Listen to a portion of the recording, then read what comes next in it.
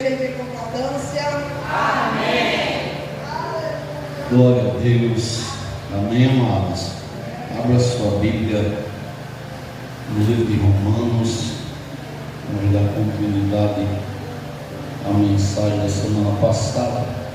Romanos capítulo 12, o versículo 2. Amém? Vamos lá no final. Romanos capítulo 12, o versículo número 2.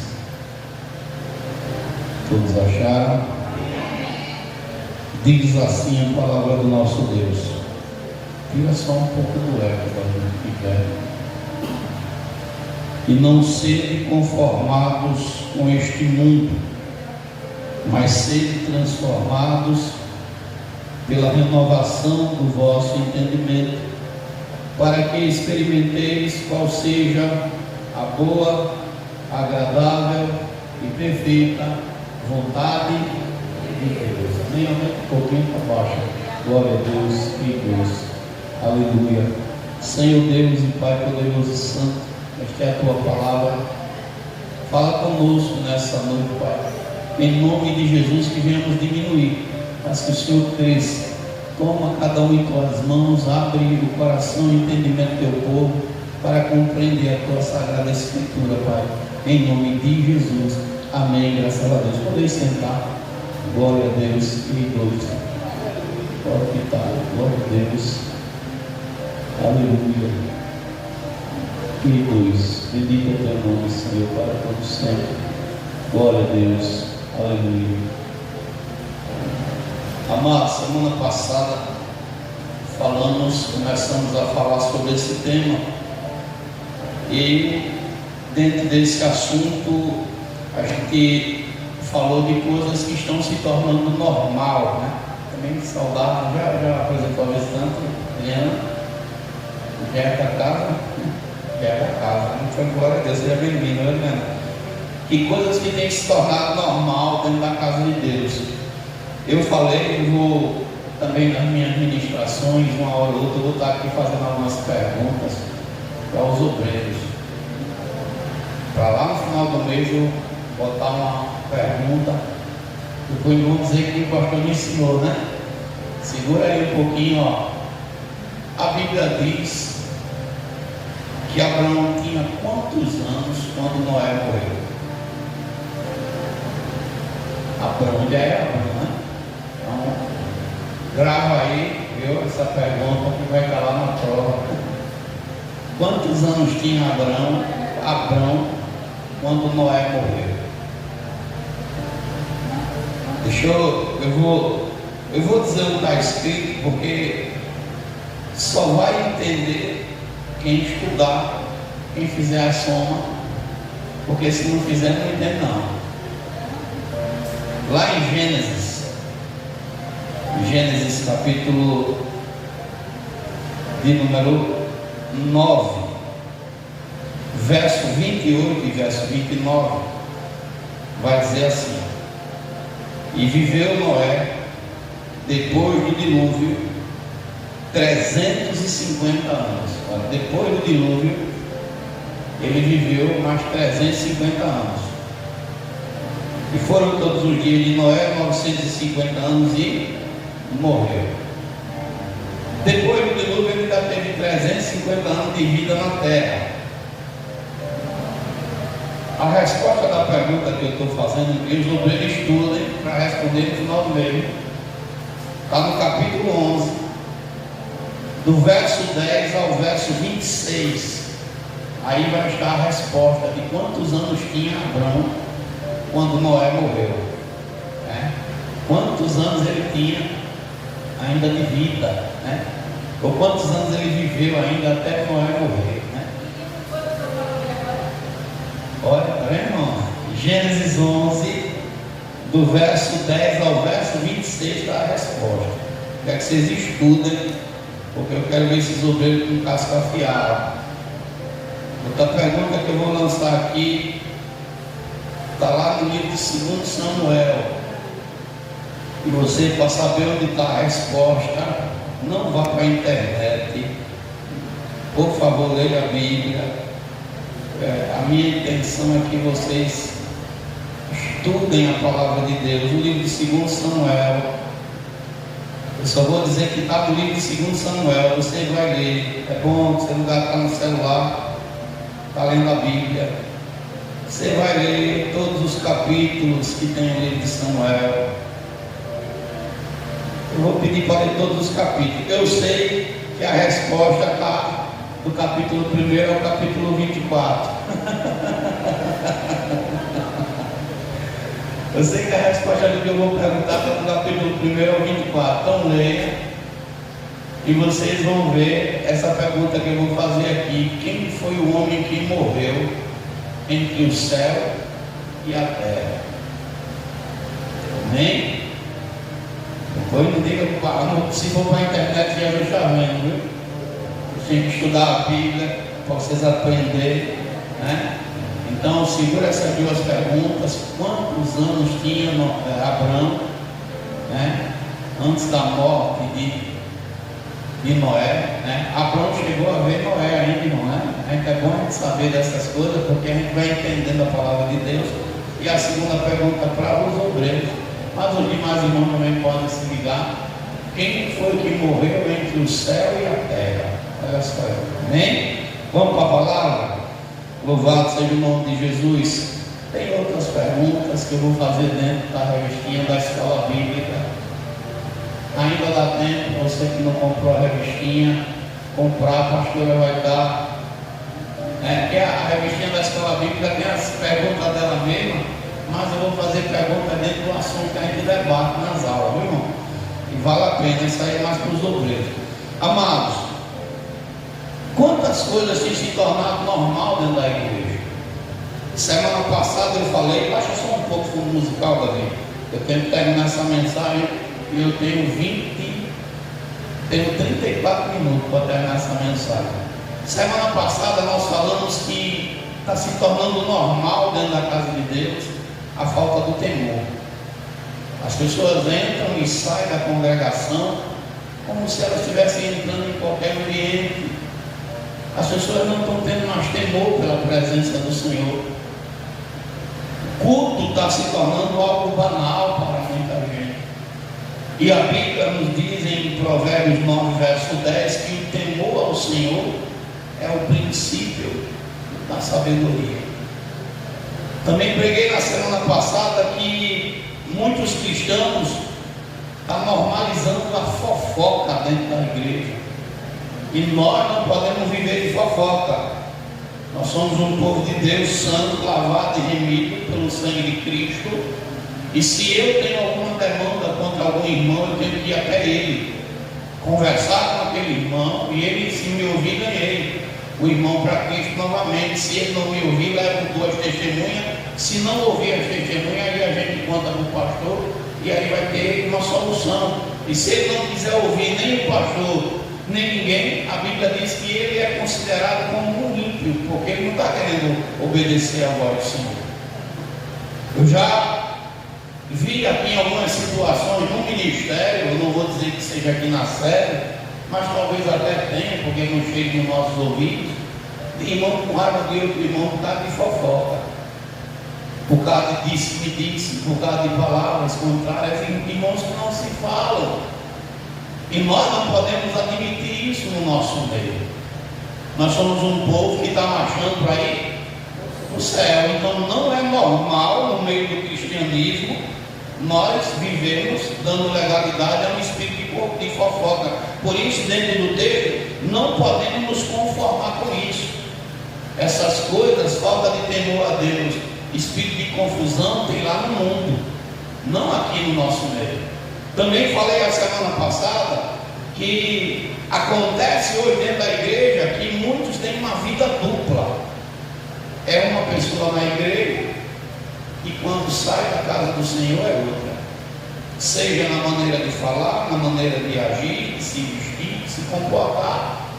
E a Bíblia nos chamou para ser a luz do mundo e o sal da terra.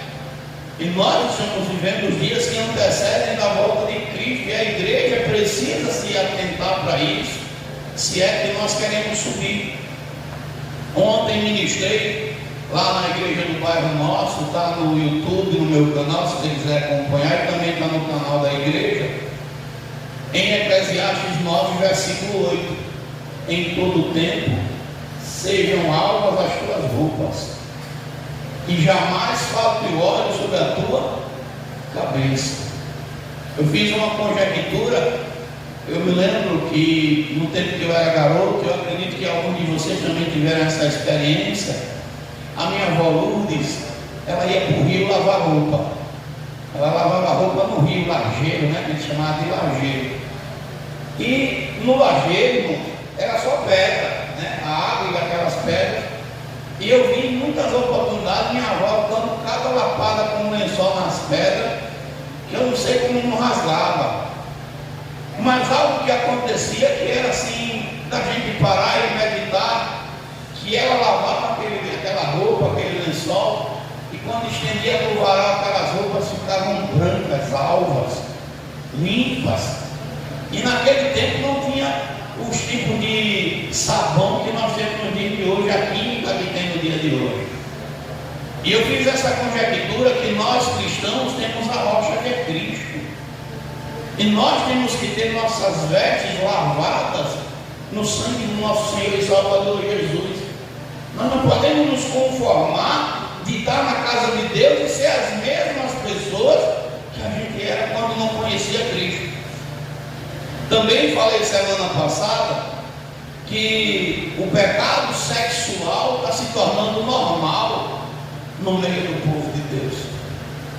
Quem disse que é normal um garoto cristão namorar com a menina comum da igreja?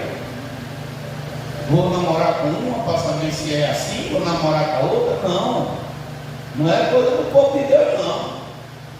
Quem disse que é normal a gente viver de fornicação? É não, meu filho. O mundo está normalizando essas coisas, mas nós somos um povo santo, separado. Eu só vou dizer dessa forma. Um irmão chegou para mim e falou desse pastor. Eu conversando com uma irmã da Assembleia Missão, a irmã disse que não, é sua esposa, você pode fazer com ela o que você bem quiser. É sua. E a Bíblia diz o quê, irmão? Que Deus nos chamou para santificação, não foi para imundícia.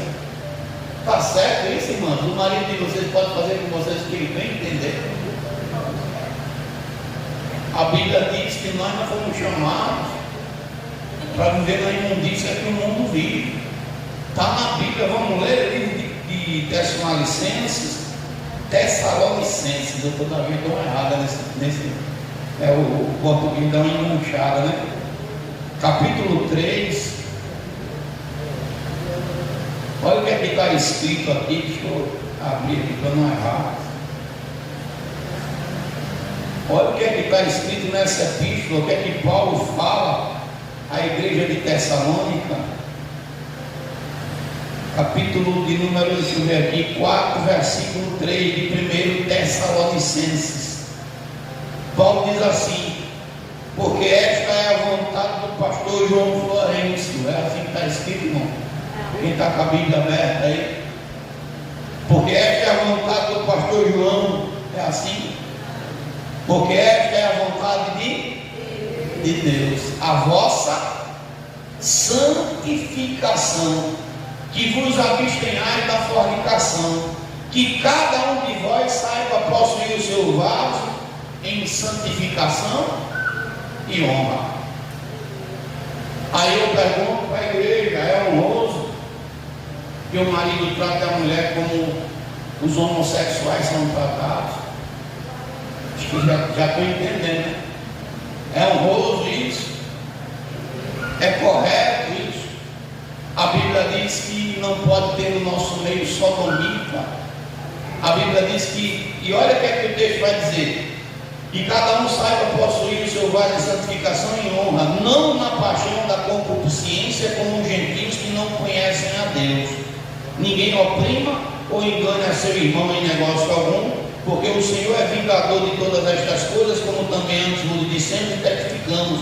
Porque Deus não nos chamou para a imundícia, mas para a santificação. Então, está sendo normal no meio do povo de Deus viver uma vida de promiscuidade, e não é normal.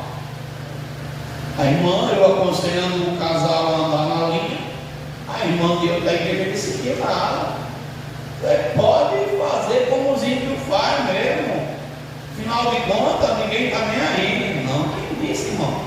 A Bíblia diz que bem-aventurado seja o leito sem mácula, né?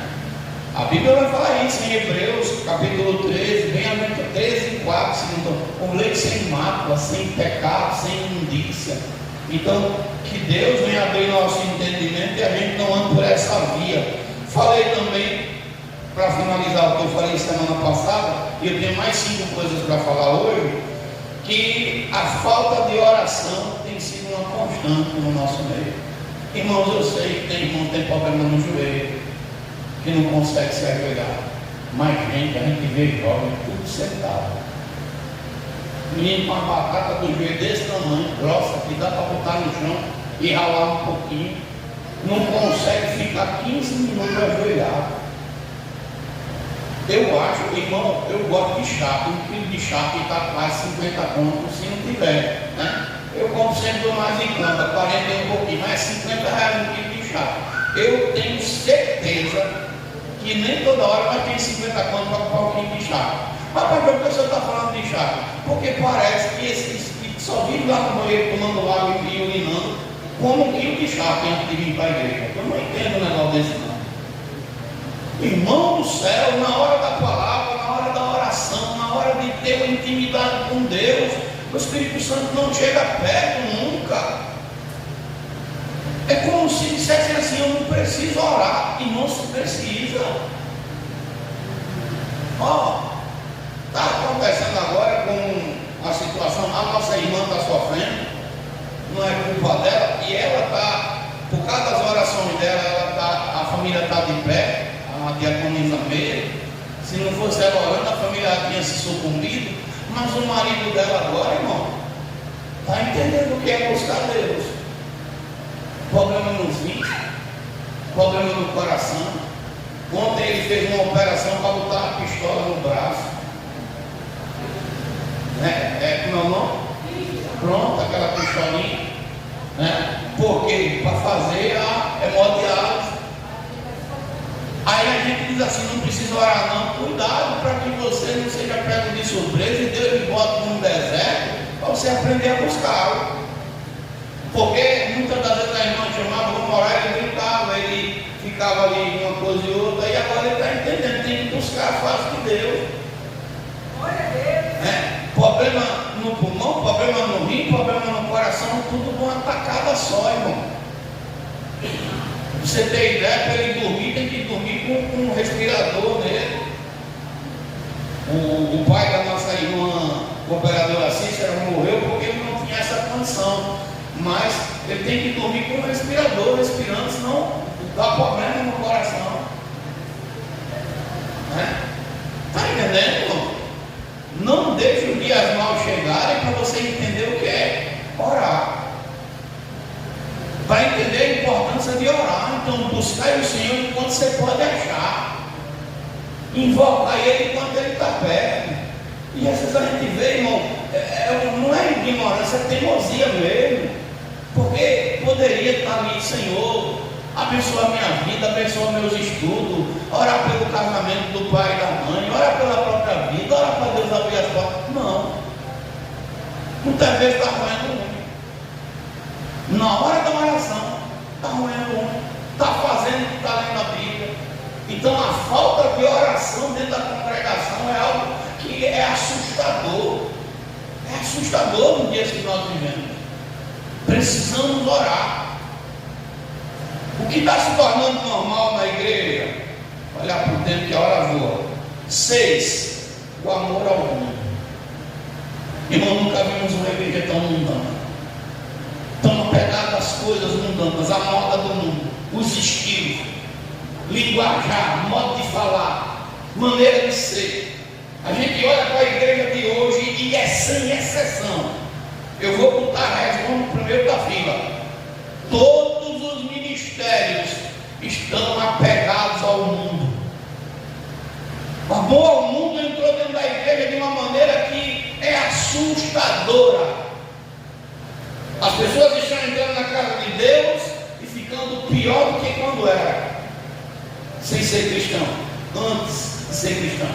Eu citei ontem lá no bairro nosso, o livro de Mateus, capítulo 23,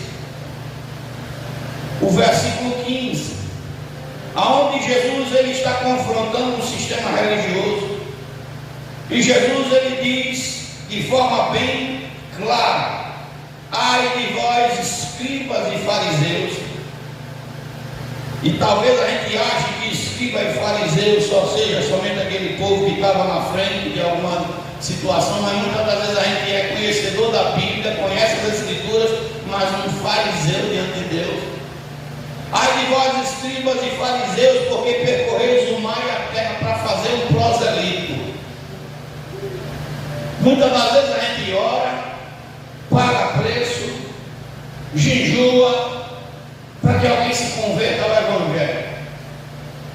Alguns que aqui mesmo batizados nas águas, mas que não estão se importando com a sua santidade, não estão se importando com isso. Aí ele vai dizer assim: percorreis o mar e a terra para fazer um proselito. Mas depois que a pessoa se torna um cristão, está no texto, mas depois o tendes feito filho do inferno 2 vezes mais do que vós. Quantos estão na casa de Deus, se batizaram nas águas, fazem parte do corpo de Cristo, e no lugar de se tornarem filho de Deus, estão sendo filho do inferno 2 vezes mais? Porque o comportamento, a maneira de ser dessa pessoa é um estilo e maneira de ser mundana. E a Bíblia é bem clara em 1 João 2,15: não ameis o mundo, nem as coisas que há no mundo. Todo aquele que ama o mundo, o amor do Pai não está nele. Igreja, eu não sei se vocês pararam para prestar atenção. A gente está à beira da 3ª Guerra Mundial. Será que você acha tão claro nisso? A gente está há 4 anos de se cumprir a agenda de 2030, a agenda mundial, onde eles estão declarando que terá um só governo, não terá mais fronteira nos países, a renda vai ser uma renda universal, não vai ter dinheiro de papel mais. Essa agenda está aí na cara da gente, sendo colocada, e nós que conhecemos a palavra de Deus, a gente sabe que quem é que vai governar? O anticristo.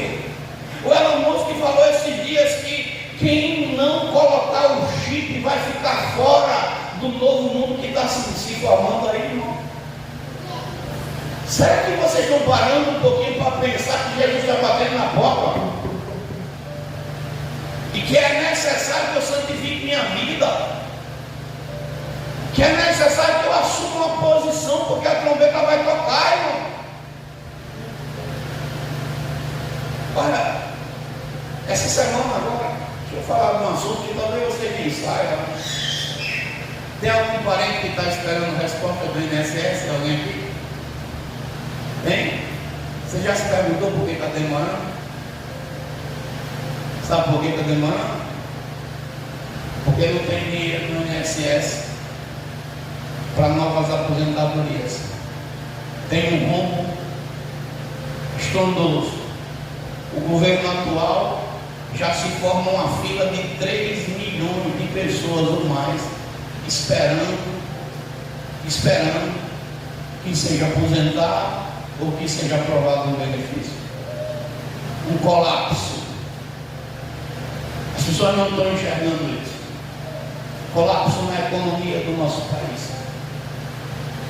Possivelmente possa até acontecer de ter canto de não ter como pagar as contas, como pagar aposentado. Tem muita gente brincando. A qualquer momento, irmãos, esse céu pode ser rasgado. A gente que é cristão já sabe que não tem negócio de planeta, não tem negócio não. Que Deus fez a terra, as estrelas, o mar. Mas agora até as faças da NASA caíram por terra. Quem acompanha a internet está vendo aí. O sistema do nosso país, até o nosso presidente já estão se dizendo que ele morreu em 2022. E quem está assumindo, porque se você, eu estou com um problema na coluna, eu não consigo me abaixar. Se eu fizer assim, meu pai, e eu tenho 46 anos, o homem tem 80. Vocês viram ele saradão, malhadão, né, fazendo exercício, que nem fosse um garotinho. Uma hora tem olho preto, outra hora tem olho azul, outra hora a orelha esticada para fora, outra hora a orelha externa. Outra hora tem a cabeça de cearense, outra hora tem a cabeça normal. O negócio é sério, irmão. É sistema. Você sabe o que foi que falaram um dos que andam com ele? Que se ele não estiver vivo, o povo não vai ser enganado como é. Olha, irmão, eu estou só falando coisa. A gente está prestes a ver as profecias bíblicas. E sabe o que é que o povo de Deus está fazendo? Se mundanizando. Se mundanizando. Não está na hora da gente parar um pouco, abrir nossa visão. Meu Deus, eu tenho que me santificar, porque a Bíblia diz o quê? Amém. Vou pegar você agora, vem cá. Amém. Ela disse amém também. Amém. Quando eu vou pegar ela, ela não quer saber de mim, né? A Bíblia diz o quê? Amém. Amém não, tem que vir para o lado do pastor, né? A Bíblia diz que quem é santo, quem é sujo. Então Deus está dizendo assim: vocês são meus santos, santifiquem mais. A hora está chegando, irmão. A hora está chegando. Então a gente olha para a igreja e nós estamos vendo um povo que é o povo de Deus, mas que está amando o mundo. Sétima coisa que acontece na igreja nos dias que nós vivemos e está se tornando normal: falta de arrependimento. Irmãos, cadê o quebrantamento da igreja? Não há mais arrependimento. Os cristãos estão pecando e vêm para a igreja como se nada estivesse acontecendo. Você pode pregar, você pode falar, você pode dizer, você pode mostrar, o Espírito Santo pode descer na hora e o povo está aí, irmãos, com o coração duro. Você sabia que se você não perdoa, você não é perdoado? Sabia que nós, por mais que nos machuque, a gente não deve guardar mágoa de ninguém no coração? Mesmo que doa. Ah, pastor, mas fulano me machucou. Mesmo que doa, chore, vá para os pés de Jesus. Mas nós, como crentes, não podemos guardar mágoa de ninguém. De ninguém. Se é que quer subir. Se é que quer ir para o céu. Se quer ficar aqui na terra, irmão, fique à vontade. Mas se quer subir no toque da trombeta, irmão, a Bíblia diz que a gente tem que dar até a outra face. É fácil não, mas é assim que Jesus quer. E Jesus determinou para cada um de nós. Talvez você está aí machucado, está ferido, mas Jesus está dizendo: eu quero que você não só libere perdão, como se arrependa de fato dos pecados. Qual foi o salmo que a pastora leu no começo do culto? Salmo 32. Salmo 32. E como é que está lá dizendo no Salmo 32? Quando eu guardei o silêncio, quando eu não confessei meu pecado, os meus ossos, né, ficaram doloridos, doeram. Cadê o arrependimento da igreja, irmão? Tem crente que o coração está mais duro do que uma pedra. Esse dia eu ouvi uma história aqui que a irmã não vem porque o filho machucou. O que é que eu tenho a ver com o seu filho, minha filha? Pelo amor de Deus. A igreja não tem nada a ver com isso. Você tem que entender que o diabo está aí trabalhando para endurecer o coração de filho, de marido, de mulher, de quem quer que seja. E você, como luz, tem que estar realmente de joelho dobrado, buscando, clamando. Se fizer o jogo de Satanás, é que ele quer que você fique em casa trancado. Tem gente em casa trancada porque alguém magoou, meu irmão, mas você é crente. Ou a gente engole as ofensas, ou a gente vai ficar, irmão. Você pensa que está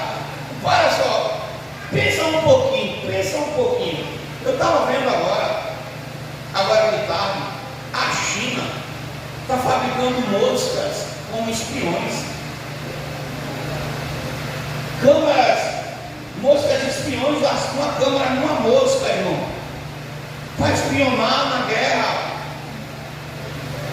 Os carros da China já entram no Brasil, está passando a matéria também com esses atos de espionagem, espionando tudo onde eles entram.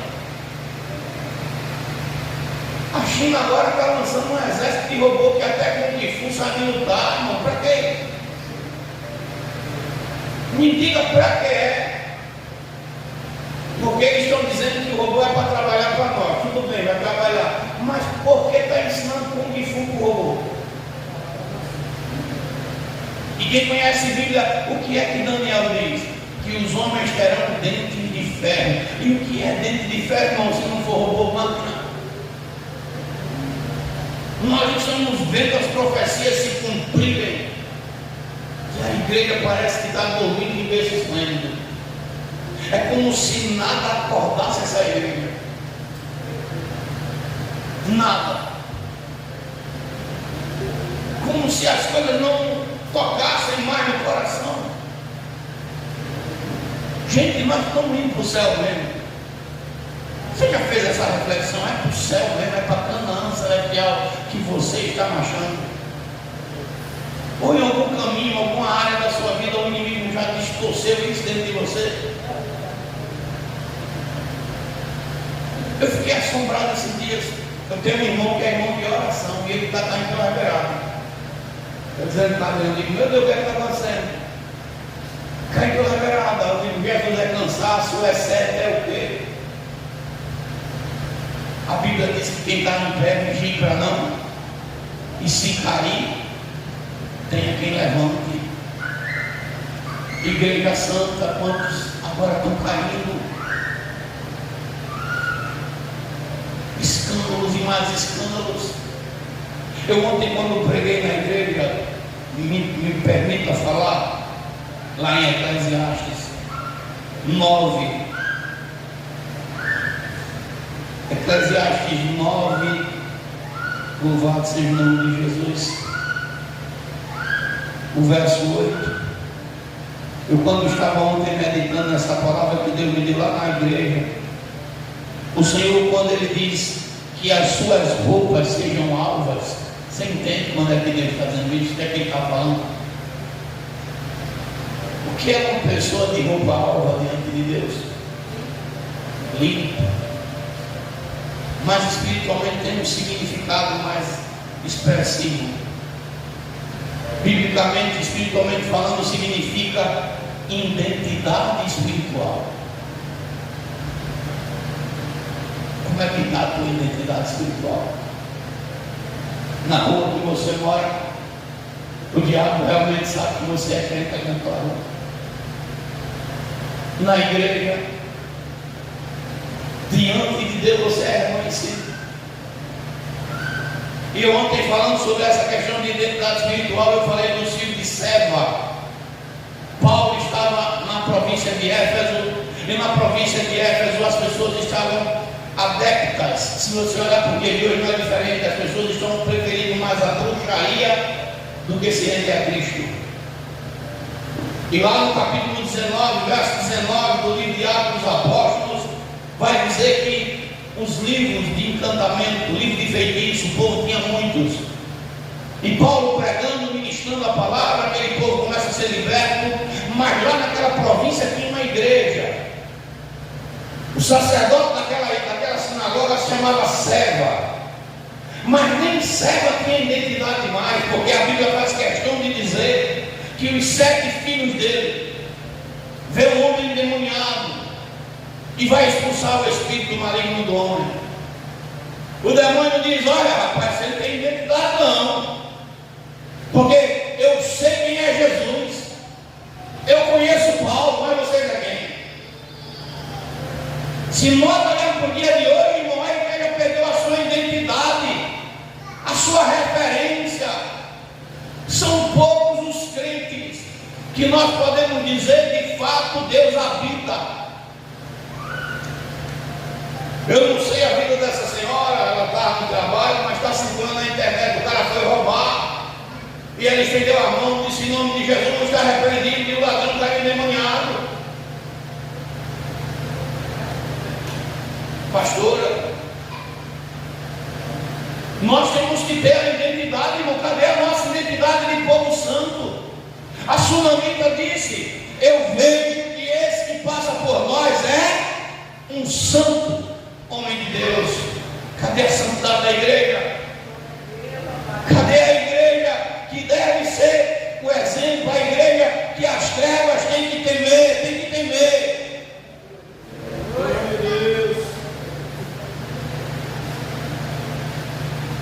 Falta de arrependimento dentro da igreja. Mateus 3,8 diz que eu tenho que produzir um fruto digno de arrependimento. Arrependimento não é dizer que está arrependido, é produzir um fruto que seja digno desse arrependimento.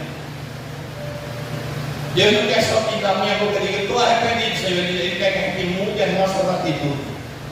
E a gente vê as pessoas dizer que está arrependido, que não faz mais, fazendo tudo de novo.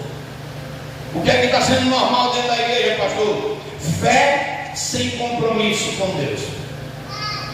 Irmãos, o que tem de crente dentro da casa do Senhor que não tem compromisso com nada. Ele simplesmente está só na igreja, mas você não pode contar com essa pessoa para nada, porque é uma fé sem compromisso. É cristão, mas não é santo, não é separado do mundo, não é fiel a Deus. Aqui no culto passado, o irmão estava dizendo que tem que dar oportunidade aos jovens. Uma coisa que eu tenho que reconhecer, e eu vou dar uma lapada segura no altar agora, viu, irmã? Me perdoe, viu? Quando o pastor Júnior estava aqui, os meninos tudinho, eles tinham fidelidade com Deus. Mas depois que o pastor saiu, só a senhora ficou. Isso era porque o pastor falava ou é porque a palavra não? Se ele tem algum defeito nessa qualidade, ele tinha. A gente vai dizer assim: olha, vai por aqui, vai por aqui, vai por aqui. Quantos jovens estão com fidelidade com Deus em todas as áreas? Chama para pregar ou não? Chama para cantar ou não? É só para aparecer. Vai ter agora, estão fazendo um evento agora para os missões. Mas é só de missões que você tem que fazer, ou tem que fazer em tudo? É só para aparecer? Pastor, o que você está falando? Eu estou falando porque nós temos que ter uma fé verdadeira. Eu não estou fazendo julgamento, eu estou dizendo se é para cobrar, vamos cobrar da forma certa. Como é? É para Deus? Aí vamos para os homens. Quantos estão com fidelidade com Deus, irmão? É em culto, é em tudo. Tem muitos que estão em casa de boa, nem no culto quer vir. Você não conta. É difícil demais. É uma fé sem compromisso. Imagina, você quer estar perto de um homem que não tenha compromisso com você. Você quer estar perto de uma mulher que não tenha compromisso com você. E como Cristo vai se agradar de uma igreja que não quer compromisso com ele, não evangeliza, não faz a obra, não participa? Meu irmão, pelo amor de Deus, até quando vai ser dado desculpa? Até quando? Minha mãe já está morta, mas minha mãe dizia: eu não faço isso porque por causa do Milton morreu. Eu não faço isso porque o Menel atrapalha, o Menel não estava para cá. Eu não faço isso porque eu tenho que cuidar da comida do bebezinho do César. Ela tinha que botar comida na boca do César, com um cara de 30 e tantos anos de idade. E sempre dando desculpa, o resultado minha mãe morreu. Acho que Deus olha assim e disse: não, você não faz nada aqui, está cansada, tá? Não tinha que guardar, quero ajudar. Quanta gente está assim na igreja? Eu não faço isso porque eu tenho que cuidar do cachorro. Eu não faço isso porque eu tenho que. Você não faz porque você não quer. Você não faz porque a sua fé é uma fé sem compromisso. Não dê desculpa não. Assuma isso. A sua fé é uma fé que não tem compromisso com Deus. E a Bíblia diz que se eu sou um crente negligente, irmão, eu vou sofrer. Tem gente enganada porque acha que as coisas não acontecem logo, e não vai acontecer nada. Ontem eu estava na frente da igreja, irmão, passou um irmão desviado. E agora não vai para a igreja não, agora é academia o lugar dele. Eu disse: está certo, meu filho. Deixar Jesus puxar a porta. Que a igreja não presta, o pastor não presta, o pregador não presta, só quem está certo é o irmão, porque quer viver uma vida mundana. Sou pastor irmão, amém, meu filho, vai-se embora, vai pular na academia. Então você não faça exercício. O que está acontecendo na igreja hoje, pastor? Silêncio diante do erro. O irmão sabe que aquilo é errado, mas prefere ficar calado e ficar do lado do errado do que do lado de quem está certo. Como pode isso? Como Deus pode se agradar se eu estou vendo que aquilo está errado, mas eu me calo? Como? Silêncio diante do erro. Irmãos, ó, a Bíblia fala uma história de Ananias e Zafira. O que foi que aconteceu com Ananias e Zafira? Os dois. E morreu por quê? Deus pediu o dinheiro de Ananias? Não. Ananias estava vendo Barnabé ofertando a Deus. Se Zafira tem que ser igual. Não vai ficar para trás não. Porque Barnabé vendeu tudo que tinha, depositou nos pés dos apóstolos. Aí o que Ananias faz? Chegou nos pés do apóstolo e disse: olha, eu vendi tudo que eu tinha. Mentira, eu tinha guardado uma parte. E chegou perto de Pedro e disse: olha, eu vendi tudo que tinha, não foi? Aí chega lá e diz: foi. E Pedro olha para ele. A mulher não estava perto, mas ela sabia, porque ele já tinha tramado com ela. Ele vai primeiro, a mulher vai depois, mas quando ele chega perto de Pedro, Pedro diz assim: Ananias, por que tu deixou Satanás entrar no teu coração e mentir para o Espírito Santo? O dinheiro não era teu. Se tu quisesse dar ou não é problema teu. Mas por que tu deixou o diabo entrar no teu coração para mentir? E a Bíblia diz que Pedro diz assim: por causa disso tu vai morrer. Ele cai duro, morto. 3 horas depois chega a Zafira. Seu Pedro, Ananias chegou. O cara mais lisa, sabendo que o marido anda com mentira. Não dá para dizer: ó, seu Pedro, ele tem que ser vergonha, está mentindo. Está errado mesmo. Está fazendo tudo o que não era vontade de Deus. Não. Ô Zafira, o seu marido veio. Olha, tudo que ele falou é verdade, viu? Mentira. Zafira, tu tem certeza? Essa história está escrita em Atos 5, pode ler. Tu tem certeza, moleque? Tu está dizendo na verdade? Olha, Zafira, teu marido está morto ali. Tu vai morrer igual ele, ela cai dura morte. Morrem os dois porque a mulher não confrontou o pecado do marido. Não seja conivente com o pecado do seu cônjuge. Se tiver que repreender, repreenda mesmo. Diga na autoridade do Senhor Jesus: tu para de presepada, porque eu não quero ir para o inferno com tu não, vai tu só. Tem que dizer, irmão, que se for o caso do marido, tem que repreender, a mulher repreender da mesma forma. O pecado da conivência aqui, então a igreja está se silenciando diante do erro. É errado que a igreja está lá. A Bíblia diz em Provérbios 17, verso 15, que aquele que condena o justo e absolve o ímpio é abominável para Deus. Gente, tu vendo que o irmão está errado, mas eu vou ficar do lado dele porque eu gosto dele, não. É aí que eu tenho que falar. A minha mãe, ela sempre gostou do Edson. Olhava para ele e ficava com dó que ele menino que crescer sem mãe. Eu dizia: mãe, não é porque ele gosta dele, tem que passar a mão na cabeça. Não é assim que funciona. Na época eu ligava com um bocado de gente caseira aqui. Quando eu disse a profecia para o Edson, o que ela disse comigo? Essa não está lembrada? Minha mãe. Ele estava sentado lá naquela última cadeira. Eu disse: ó, Deus vai pegar você agora. Mas o João estava na carne. Minha mãe, que falava mistério, que profetizava. Mesmo que eu estivesse falando na carne, que não foi na carne, foi meu espírito, mas minha mãe era para dizer assim: assim: Edson, tome vergonha na sua cara, porque você está na igreja fazendo sinal para o capeta, você está na igreja fazendo presepada, tome jeito. Ela não dizia. Passou o tempo, o Edson perdeu a perna.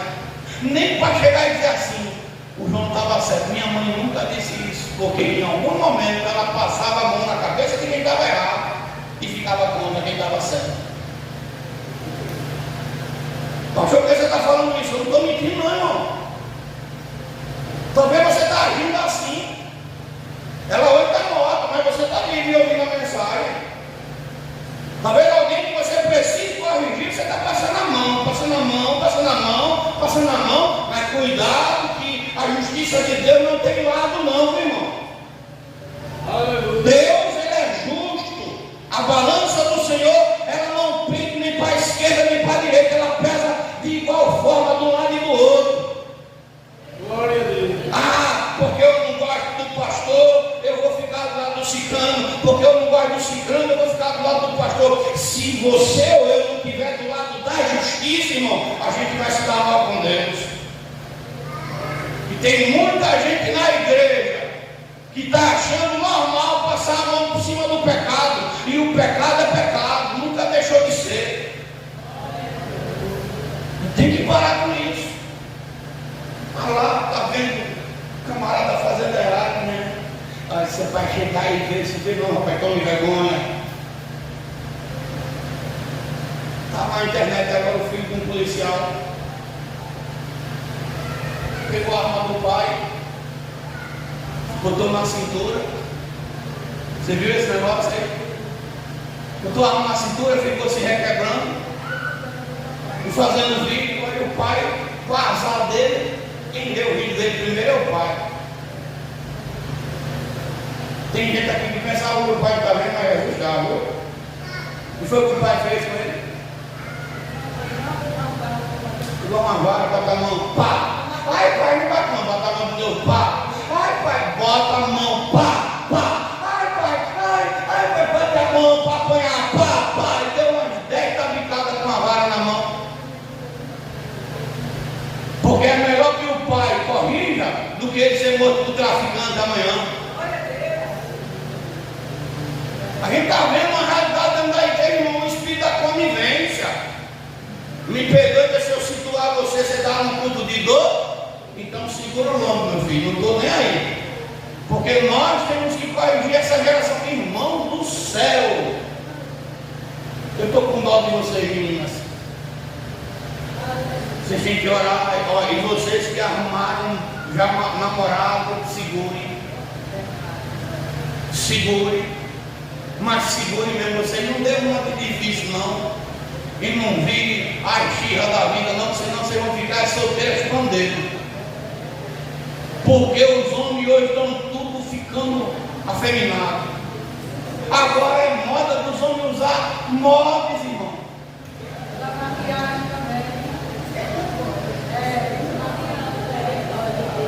Meu Deus, eu não estou na terra mais não, eu acho que Jesus voltou. Usar mods. Eu vou descer. Talvez você pensou como eu pensei, o diabo ele vai enfiar isso. E eu vou dizer o quê? Usando mods. A juventude, uma boa parte da nossa juventude de 18, 19, 20 anos, tudo gay.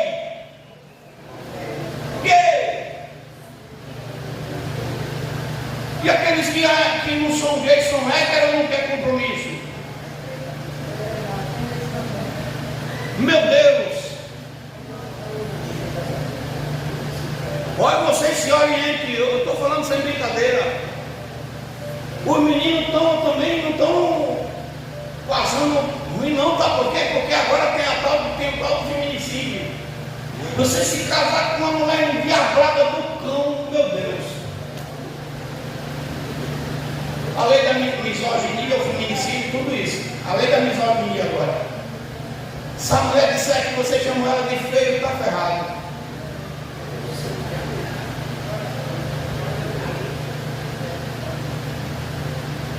O cara que disse que se acha homem, entrou numa loja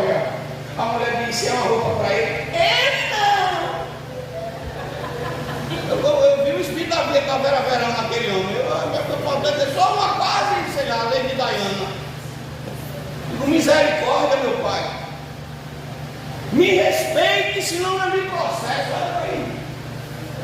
Talvez até esse discurso meu, Deus me livre, está arrependido, que até seja bloqueado, porque agora você não pode dizer nem que a mulher é feia. Você não viu o Neymar falando que a mulher estava com o Chico e agora o Chico deu uma bronca que virou Francisco Antônio José e tal. O caso é sério. Nós estamos vivendo num mundo terrível. As leis estão sendo preparadas para silenciar a igreja. A ministra Damares, agora recente, ministra dos Direitos Humanos, Damares, se eu não estou enganado, alguém perguntou para ela dizendo assim: o que é que a senhora acha? O marido pode mandar na mulher? O que é que a palavra diz? Ela disse: a Bíblia diz que a mulher tem que ser submissa e o marido tem que cuidar dela. Foi o que ela disse, a Bíblia diz isso. E sabe que ela ganhou? Um processo de misoginia. No Canadá, pastor, eu estou sendo preso. A igreja está sendo silenciada no mundo todo, igreja. Você não está vendo isso? Pastores que não abrem mão da fé estão sendo presos. Eu posso ser preso só pelo simples fato de dizer que é pecado. Você está brincando, o negócio é sério, irmãos. Você está pronto para enfrentar a tribulação. Igreja, saia daqui consciente, não se trata. Meu irmão, a fidelidade que Deus quer de nós é em tudo. É na vida, é na maneira de ser, de andar, é na finança, é em tudo, é na santidade, é tudo. Igreja Santa do Senhor, nós estamos a um passo de entrar no céu de verdade. A NASA nunca pisou na lua na vida dela, mas nós vamos entrar no terceiro céu. Toda essa encenação você vai pesquisar da NASA, que ela nunca saiu daqui, mas a igreja vai entrar e pisar nos palácios celestiais. Pastor João, o que é que está acontecendo com a igreja? E eu finalizo a mensagem. Que é normal, um cristianismo sem cruz. Hoje nós estamos vivendo um cristianismo sem cruz. O crente não quer carregar mais a sua cruz, ele não quer pagar o preço, ele não quer ser cego, não quer ser liberto, não quer ser transformado, não quer crucificar a carne. Toca nesse irmão que está do teu lado, diz com fé, diga: deixe de ser carnudo, crucifique essa carne no nome de Jesus Cristo, seja santo, cheio do Espírito, cheio da graça, porque a trombeta vai tocar. Nós estamos vendo na igreja, irmão, se tornando uma igreja que diz que não precisa sim. A Bíblia diz em Gálatas 5:24, os que são de Cristo crucificam a carne. O pecado não pode fazer parte da nossa vida. Sabe qual é a minha chatice? Porque eu sou aquele que fala. Esse Deus não quer ser diferente, mas não consigo. Eu não consigo. Eu sou de dizer na cara. Eu sempre fui assim. Mas a gente precisa ter um choque de realidade. Eu estou com 2 jovens disciplinados lá do São Caetano. Tanto faz como tanto fez. A disciplina acaba quinta-feira agora. Amém? Já o outro, eu ouvi dizendo: rapaz, eu tenho que mudar. Eu não quero mais não ficar longe. Eu não quero mais não ficar distante, estou sentindo falta. Aonde é que a disciplina vai fazer efeito? No que não está dando importância ou no que está dizendo que está sentindo falta? Jesus já vem, irmão. Cheguei, termina aqui que eu estou disciplina. Só faltou dizer assim: tanto faz. Pudesse me deixar aqui, me deixasse. Já com a outra pessoa, termina aqui, então você vai ficar essa ceia sem tomar. Tá certo, tudo bem, mas cadê a cruz? Eu termino essa mensagem dizendo: não sai tua cruz, não. Eu ouvi isso da boca de um homem que não era crente. Eu estava, era uma média de meio-dia. Eu já falei isso aqui outras vezes. Eu fui visitar minha tia no Salvador Líder. E estava um tio meu lá de frente do espaço. Cabelinho branco, sentado numa barraquinha que ele vendia confeito lá com a tia Zé. E eu parei o carro bem na frente dele. Disse, tudo bem, Joãozinho? Disse, tudo bem, me chamava Joãozinho. Benção, tio, benção. Olhou para mim do nada e disse, meu filho, tem cruz que é de isopor, mas tem cruz que é de sucupira. E eu olhei assim e disse, não acredito que ele está zombando de mim, Senhor. Mas era Deus falando na boca dele. Não larga a tua cruz não, João. Não larga a tua cruz não, meu irmão. Não larga a tua cruz. A Bíblia diz que aquele que quer vir após mim, tome a sua cruz e siga-me. Escute, igreja santa. Eu posso sofrer, pode passar dias difíceis, mas eu tenho certeza absoluta que no dia que a trombeta tocar, eu vou subir.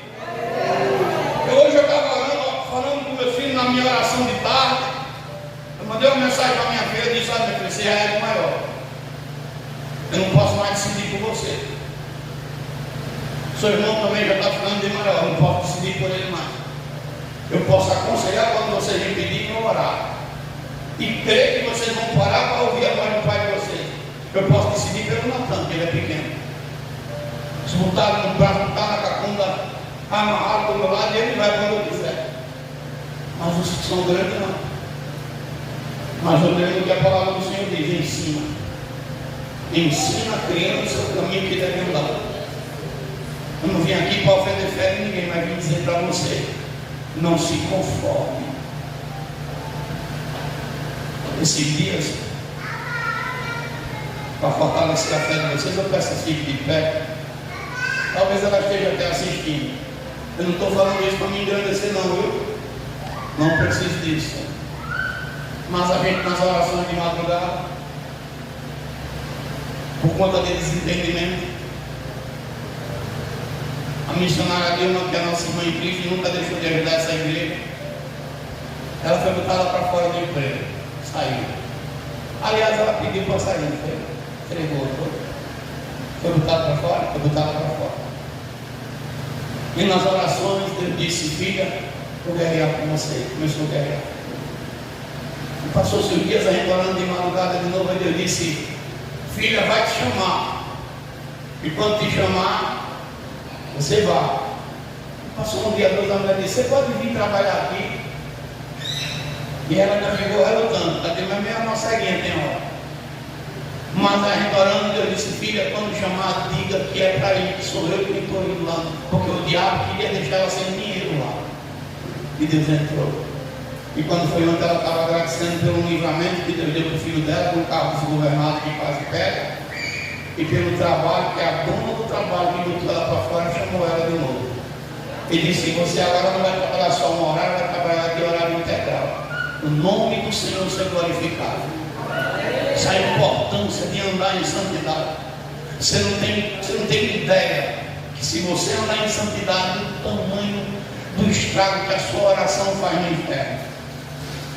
E ela está lá. E o outro estava na oração falando com ela. Eu disse, eu tenho duas certezas que o Emerson não se desvia de uma. A primeira certeza é que Deus não vai deixar, e a segunda é que todo mundo deixa também. E ela, eu não sei se ela riu, como você está rindo agora, quando eu tenho essas duas certezas, porque ela é uma ápia. Duvida aquele menino, ele pode se desviar depois que ela morrer, mas enquanto ela estiver viva, ela pega um pau no cacete, e ela dá dentro de tabica, pega pelo pé, pendura de cabeça para baixo. Eu nunca vi uma mãe daquele jeito, meu irmão, pense. Pega pela beca, dá supapo, uma assim, Jesus do céu, no dia de meia-noite, ela estava numa briga, o capeta querendo me ensinar a andar com ele, ela veio para lá, veio para cá, e o capeta teve que correr. Eu digo, meu Deus, uma águia. Esse menino pode levantar a mão para o céu e agradecer a Deus de joelho mesmo, porque ele tem uma mãe que luta por ele. Queria eu, meu irmão, que toda mãe, eu não estou falando de passar a mãozinha na cabeça, não. Era daquela de chamar o que estava safado se ele estiver errado. Por isso que ela é dessa dificuldade. Meu filho não erra, não. Eu babei por cima da orelha, babei. Mãe, uma hora. Ele já tem o quê? Uns 25 já? 27 anos. Pense. Irmãos, não largue a coisa. Senhor Deus, a tua palavra eu falei nessa noite, não estou levando nada para casa. Nos cultos de doutrina são poucos os glórias, mas o Senhor é fiel, Pai. Toma a tua igreja nas tuas mãos e leva em paz os teus filhos, Pai, em nome de Jesus. Assim te peço e te agradeço. Amém. E graças a Deus. Que o Senhor ele te abençoe, o Senhor ele te guarde. O Senhor ele faça resplandecer o seu rosto sobre ti e também tenha misericórdia de ti. O Senhor sobre ti levanta o seu rosto e ele te dê a paz. Que o Deus de Abraão, o Deus de Isaac, o Deus de Israel habite com todos. E a igreja diz: Amém. A paz do Senhor para todos.